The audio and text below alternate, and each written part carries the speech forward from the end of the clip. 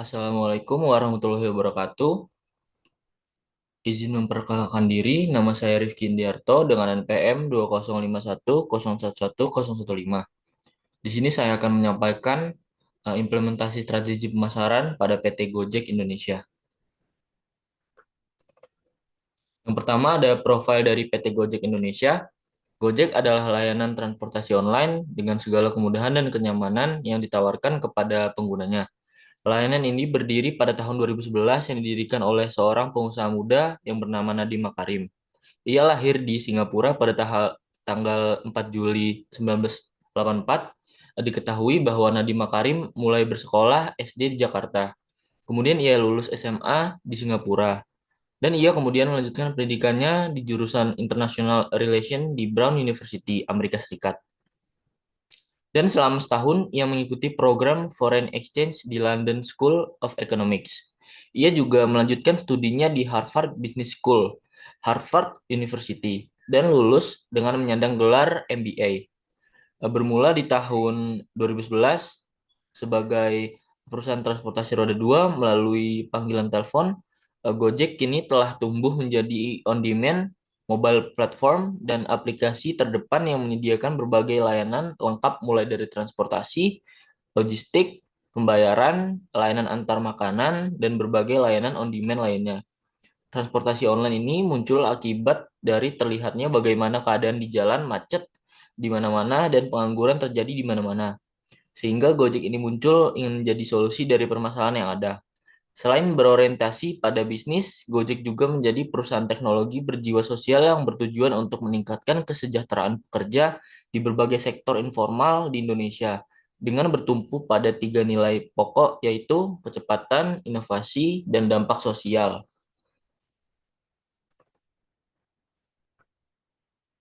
Selanjutnya ada strategi pemasaran. Yang pertama ada advertensi.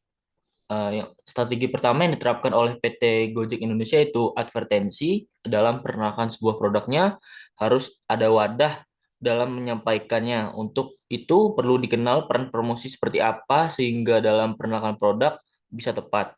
Promosi pun terdapat beberapa cara dan wadah seperti advertensi. Promosi jenis ini memudahkan pihak dari PT Gojek sendiri dalam perkenalkan produk mereka karena tidak harus berhubungan atau berkomunikasi langsung dengan masyarakat. Yang kedua ada personal selling. Personal selling adalah jenis promosi yang mengutamakan orang ke orang. Hubungan komunikasi secara langsung antar penyedia layanan. Jenis promosi ini menurut penulis lebih berpeluang dalam menarik perhatian konsumen karena hubungan emosional antara penyedia dan pengguna layanan akan terjadi secara langsung. Yang terakhir ada promosi penjualan. Promosi penjualan Gojek adalah bagaimana Gojek dalam memperkenalkan produknya dalam ruang lingkup besar dengan berhubungan langsung dengan masyarakat.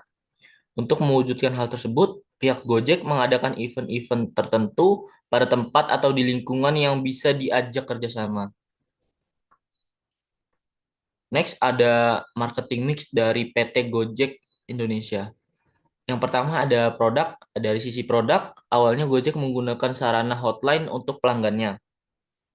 Jadi, penggunaannya memesan ojek melalui telepon ke kantor, kemudian akan mengirimkan pesan ke ojek mitra untuk menjemput pemesanannya. Yang kedua, ada price. Dari segi pricing, awalnya Gojek hanya menerapkan tarif per kilometer dengan harga 2.500 hingga 3.500 rupiah. Skema awal tarif ini digunakan untuk menarik minat pengguna agar menggunakan aplikasi Gojek. Yang ketiga ada placement. Dari segi placement, Gojek bisa dibilang berada hampir dalam setiap aspek masyarakat Indonesia saat ini. Kita bisa melihat brand ini hampir di mana saja, di smartphone, TV, spanduk, reklame, stasiun MRT, bahkan di merch-merch yang menjadi mitra. Selanjutnya ada people. Dari segi people, Gojek memiliki orang-orang yang memiliki kompetensi yang sangat tinggi. Sebut saja sang pendiri, Nadiem Makarim, yang berhasil menjadi Menteri Pendidikan dan Kebudayaan di pemerintah saat ini. Selain itu, dengan menggunakan banyak talent dengan latar belakang pendidikan dari luar negeri, menjadikan Gojek menjadi sebuah perusahaan dengan budaya perusahaan yang sangat terbuka dan maju. Yang terakhir ada promotion, kegiatan promosi yang dilakukan oleh Gojek sangat luas dan menyeluruh. Mulai dari digital hingga produk placement di video klip sudah mereka lakukan. Selain kegiatan promosi untuk brand, Gojek juga sering melakukan kegiatan promosi untuk app usage bagi para penggunanya. Selanjutnya ada visi misi dari perusahaan Gojek. Yang pertama ada memberikan dampak sosial melalui teknologi. Yang kedua ada misi kecepatan melayani dengan cepat dan terus belajar dan berkembang dari pengalaman. Yang kedua, inovasi terus menawarkan teknologi baru untuk mempermudah hidup Anda. Yang ketiga atau yang terakhir, dampak sosial memberikan dampak positif sebesar-besarnya untuk masyarakat Indonesia.